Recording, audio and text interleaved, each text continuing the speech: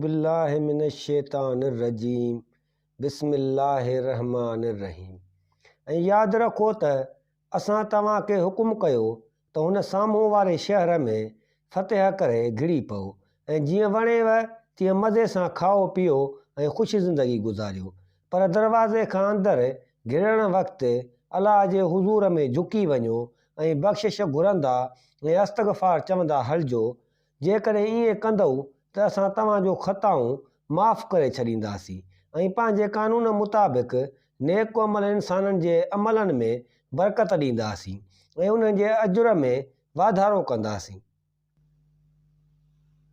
पर पोइ छा थियो जो अवां मां उन्हनि माण्हुनि जिन जी राह ज़ुल्म ऐं शरारत जी राह हुई, तिन ख़ुदा जे ॿुधायल ॻाल्हि बदिलाए ॿी ॻाल्हि कई, आजिज़ी बंदगी जे बदिरां ग़िफ़लत हठ ऐं वॾाई में पइजी विया।